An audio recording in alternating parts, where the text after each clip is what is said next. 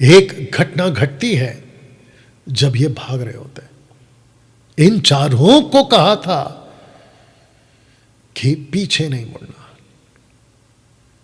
पीछे की ओर ना ताकना। शब्द को पढ़ लो, पीछे की ओर ना ताकना। लेकिन आपको पता है, एक औरत है जिसको कहते हैं लूत की पत्नी, नाम नहीं लिखा है। लूत की पत्नी भागते भागते पीछे मुड़ गई। लिखा है कि लूत की पत्नी ने जो उसके पीछे थी दृष्टि फेर के पीछे की ओर देखा और वो नमक का खंबा बन गई। दोस्तों, पहली बार मसीह समाज में फर्स्ट टाइम मैं आपको इसका जिक्र देने वाला हूं, इसका खुलासा करने वाला हूं कि यह औरत क्यों पलटी और इसके मन में क्या था। तो जिसको लेकर लूका 17:32 में यीशु कहते हैं अपने चेलों को, कहते हैं, लिखा है, इसको पहला पढ़ लेते हैं। क्यों कहा था लूत की पत्नी को याद रखो, क्यों कहा था। 17:32 कहता है लूत की पत्नी को स्मरण रखो, या लूत की पत्नी को याद रखो। ऐसा क्यों? लूत की पत्नी पीछे क्यों मुड़ी? फर्स्ट टाइम हिंदी भाषा समझने वाले मसीह समाज के लोगों के लिए फर्स्ट टाइम यह खुलासा करने जा रहा हूं, पीछे क्यों मुड़ी ना। दोस्तों, उसके पहले यह वचन पढ़वा देता हूं, लूका 9:62, लूक 9:62। यीशु ने उससे कहा, जो कोई अपना हाथ हल पर रखकर पीछे देखता है वो परमेश्वर के राज्य के योग्य नहीं ना। दोस्तों, एक प्रॉफिट था जिसका नाम है हेजेकियल, जिसको हम कहते हैं मेजर प्रॉफिट्स में से एक। लिखा है कि देख, तेरी बहन सदोम का अधर्म यह था कि वह अपनी पुत्रियों सहित घमंड करती, पेट भर भर के खाती, सुख चैन से रहती थी और दीन दरिंद्रों को ना संभालती थी। वचन 50, सो वह गर्व कर, माफ करना, वह गर्व करके, घमंड करके, गर्व करके मेरे सामने घृणित काम करने लगी और यह देखकर मैंने उन्हें दूर कर दिया। अब मैं आपको बताता हूं कि सबसे पहले यह औरत का पीछे मुड़ने की वजह क्या है। इसके हिसाब से लिखा, पेट भर खाना, उनका फोकस उसी पे रखना, सुख चैन से रहने की बात करना, और सुख चैन से रहती थी, जिसको कहते हैं ना कि अंत के दिनों में परमेश्वर को त्याग कर सुख विलास की तरफ चलने वाले। मुझे लगता है पहला तिमोथी की किताब, एक सेकंड दीजिए, बीच में आ गया इसलिए पढ़वा दे रहा हूं, ठीक है ना। माफ करना, दूसरा तिमोथी 3 अध्याय वचन 1, लिखा है कि यह स्मरण रख कि अंतिम दिनों में कठिन समय आएंगे, क्योंकि मनुष्य स्वार्थी, लोभी, ढींगमार, अभिमानी, निंदक, माता पिता के आगे टालने वाले, कृतज्ञ, अपवित्र, दयारहित, क्षमारहित, दोष लगाने वाले, असहमी, कठोर, भले के बैरी, विश्वासघाती, ढीठ, घमंडी, परमेश्वर के नहीं, सुख विलास ही के चाहने वाले, सुख विलास के पीछे चाहने वाले। यहां पे क्या है? तो इस औरत का पलटने का वजह क्या था? वाह, ऑर्डर क्या था? अपने प्राण को लेके भाग। ये देखो, अपने प्राण को लेके भाग। आपके कबड़ में कितना गहना है, कितना पैसा है, आपका भोजन वस्तु कितना है, उसको नहीं जमा करना, बस भाग और कहीं नहीं रुकना। देख लो, कहीं नहीं रुकना। और वो जो क्षेत्र जहां पे आग गिरेगी वहां तो बिल्कुल नहीं रुकना। तो इस औरत को पलटने पर मजबूर किसने किया? इस वचन के हिसाब से इस औरत को पलटने पे मजबूर किसने किया? ठीक से पढ़ो, तेरी बहन सदोम का अधर्म यह था, अपनी पुत्रियों सहित घमंड करती, पेट भर भर के खाती, सुख चैन से रहती थी। तो इस औरत को पलटने पे मजबूर किसने किया? इसके अंदर के उस सुख विलास ने। एक और बताता हूं, याकूब की किताब उसका 4 अध्याय, जरा ध्यान से सुनिए। लिखता है कि तुम्हें लड़ाई और झगड़े कहां से आ गए? क्या उन सुख विलासों से नहीं जो तुम्हारे अंगों में लड़ते भिड़ते हैं। आपको याकूब का बड़ा भाई एसाव याद होगा, इसहाक का पहला बेटा एसाव। उसको लगी थी भूख, उसका पद था बड़प्पन का, बड़े भाई का। मसूर की दाल के लिए, सुख विलास के लिए, थोड़े से सुख के लिए उसने पद बेच दिया। और इब्रानियों किताब में क्या पढ़ते हैं हम लोग 12 अध्याय में, अगर मैं गलत नहीं हूं, कि आंसू बहा बहा कर भी उस पद को पाने के लिए वो योग्य नहीं समझा गया। फिनिश। तो दोस्तों, इस औरत को पीछे पलटने पर किसने मजबूर किया होगा? लूत की पत्नी के बारे में ज्यादा नहीं लिखा है, लूत की पत्नी के बारे में ज्यादा नहीं बोला है, लेकिन यीशु को पता था कि लूत की पत्नी का चरित्र कैसा था। Excuse me. यीशु को पता था कि कलीसिया को अगर जागरूक करना है, मेरे चेलों को अगर मजबूत करना है, तो मुझे इस औरत का जिक्र करना ही होगा। यीशु को पता था कि औरत क्या है, क्योंकि यीशु उस वक्त में क्रिस्टोफनी, यीशु उस वक्त में, क्योंकि यीशु के ही वजह से, और यीशु ने ही कहा था पिता परमेश्वर को, अब आकाश से आप आग फेंको। यीशु वहां था और यीशु इस औरत को देख रहा था, इस औरत को देख रहा था, ओह सॉरी, इस औरत को देख रहा था।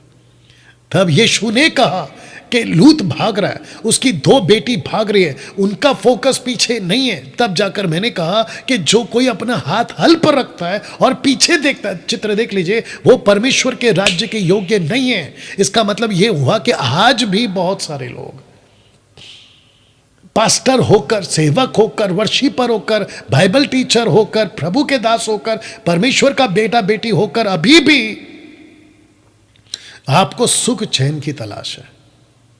और आप सुख चैन में, आप पेट भर के खाना खाने में, दूसरे शब्दों में आप अय्याशी के जीवन में, मनोरंजन के जीवन में, मस्ती के जीवन में स्वार्थी बनकर, खुद का सोचकर आप कई बार अपना हाथ हल पर से हटा चुके हैं।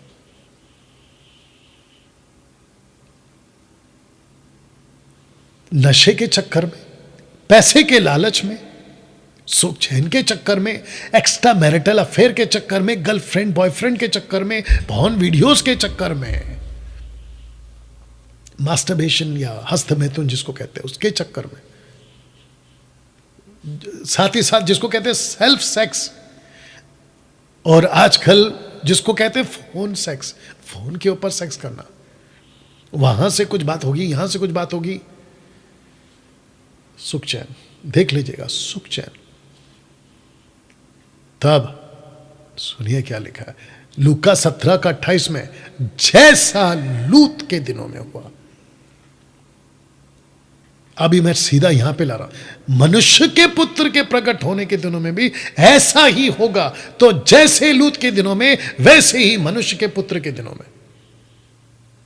अब इसको पूरा पढ़ते हैं।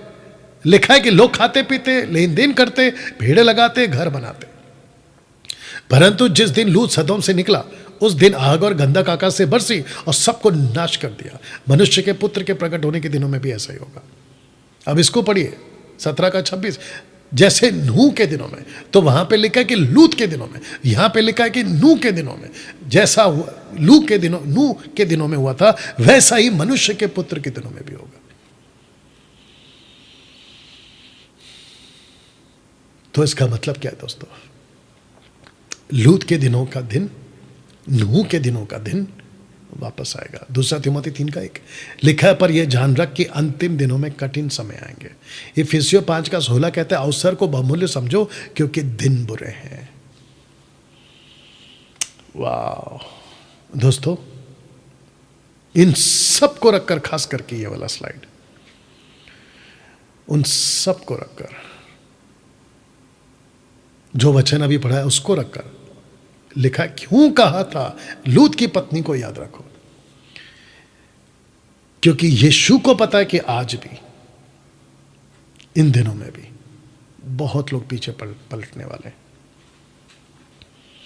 लूत की पत्नी को स्मरण रखो। किसी और औरत को नहीं कहा, सारा को नहीं कहा याद रखो,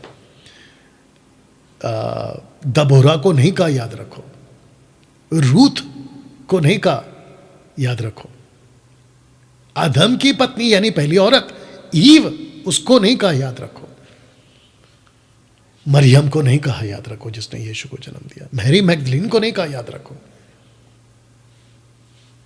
तिमोथी की नानी को नहीं कहा याद रखो। और कौन है? मैं समझता 100 से भी ज्यादा औरतें बाइबल के अंदर है, उनको नहीं बोला याद रखो। एस्तर को नहीं कहा कि याद रखो जिसने यहूदियों के लिए एक बहुत बड़ा छुटकारा लाया, उसको नहीं कहा याद रखो। मूसा की बड़ी बहन जो पहली बार वर्शिप करी डफ लेकर लाल समंदर पार करके, मरियम, उसको नहीं कहा कि याद रखो, या उसको नहीं कहा याद रखो, इसको कहा याद रखो। जानते क्यों? क्योंकि आज भी बहुत लोग पीछे पलट रहे।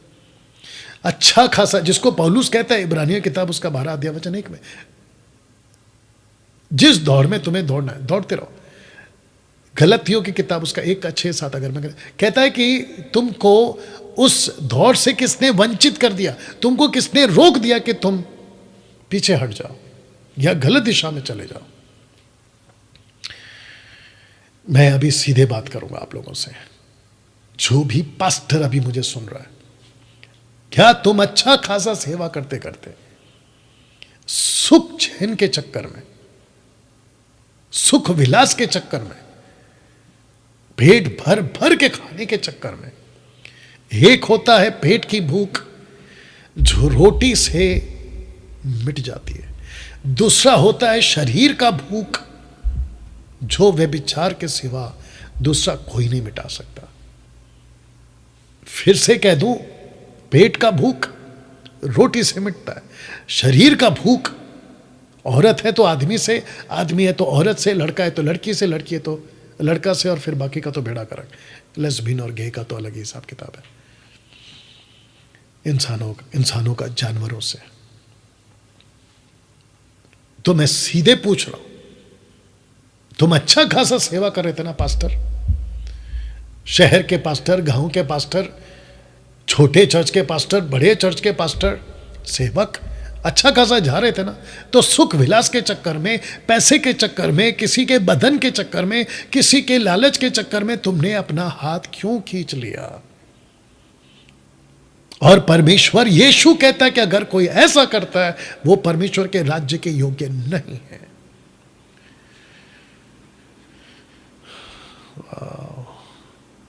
वर्शिप लीडर, तुम बहुत अच्छी वर्शिप करते हो, तुम बहुत ऊंचे सुर में गाते हो, तुम्हारी पर्सनैलिटी बहुत अच्छी है, तुमने बहुत एल्बम बनाया, परमेश्वर ने तुमको बहुत फेमस भी कर दिया, लेकिन कहीं तुम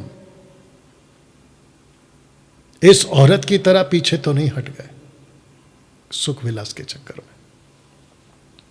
मेरे पास में कितनी रिपोर्ट्स आती हैं वर्शिपरों की, उसका चक्कर इसके साथ है, इसका चक्कर उसके साथ में है, शादी के बाद भी। सोच के देखिए आप, तो कहीं तुम सुख विलास के चक्कर में पीछे तो नहीं हट गए। बाइबल टीचर्स, चर्च में जाने वाले विश्वासियों, सोच के देखिए आप, सुख चैन के चक्कर में इस औरत को क्या लगा पता है? सब अच्छा चल रहा है हमारा सदोम और अमोरा में, हम खूब मजे कर रहे हैं, किसी प्रकार का कोई टॉर्चर, किसी प्रकार का कोई युद्ध आक्रमण हम पर नहीं हो रहा है, हम बहुत ब्लेस्ड हैं। और खास करके मेरा पति यानी कि लूत, वो तो अब्राहम का भतीजा, उसका चाचा अब्राहम है। अब्राहम एक ऐसा आदमी है जिसको परमेश्वर ने वादा किया कि मैं तुझे तेरे लूत को संभालूंगा। इसको लगा कि कुछ नहीं होगा, तो इसने खूब इकट्ठा कर लिया था पैसा, धन संपत्ति खूब इकट्ठा कर लिया। और मुझे ऐसा लगता है कि ये बहुत पेटू थी, देख लीजिएगा, ये बहुत पेटू थी, ये बहुत खाती थी। पौलुस भी इन लोगों का जिक्र कर चुका है। ये घर घर घूमती रहती हैं, जो विधवाएं औरत है जिनको परमेश्वर से कोई लेना देना नहीं है, ये ऐसी ही हैं, खूब खाती हैं।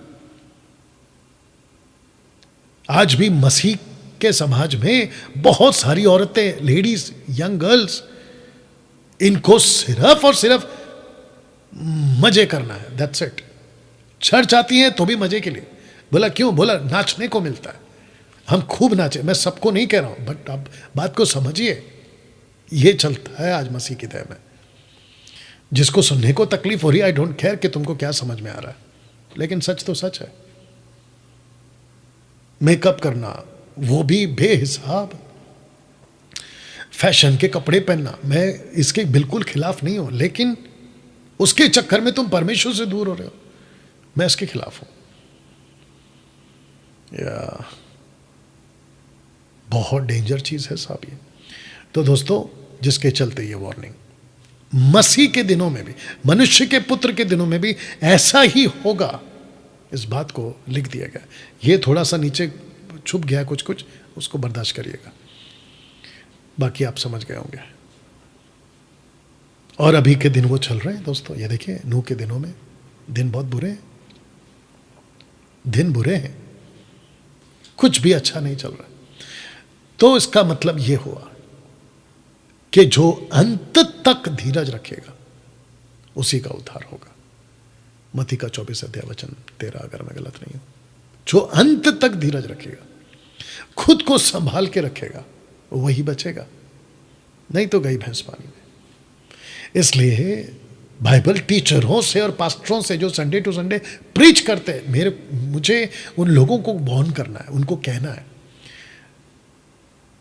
ऐसा प्रीच मत करो, लल्लू पंजू टाइप का प्रीच मत करो, ब्लेसिंग ब्लेसिंग ब्लेसिंग, आशीष आशीष आशीष, नो। ऐसा प्रचार करो कि जब ये हफ्ते के 6 दिन ये बाहर रहते हैं, इनको वहां पे बचा के कौन रखेगा? इनका आत्मिक जीवन। आजकल के 90 से भी ज्यादा टक्का प्रचारक बाहरी तौर पे प्रचार कर रहे हैं कि तुमको प्रभु घर दे रहा है, बंगला दे रहा है, गाड़ी दे रहा है, नौकरी पे ब्लेसिंग दे रहा है। बकवास। ऐसे चर्च में पहली बार जाना बंद करो। वो 10% के चर्च में जाओ जो तुमको अंदर से मजबूत कर रहा है, क्योंकि आपका पैसा नहीं टिकेगा, आपका गाड़ी बंगला नहीं टिकेगा, आपकी बाहरी ब्लेसिंग नहीं टिकेगी, अच्छे अच्छों की नहीं टिकी, तुम्हारी कहां टिकेगी?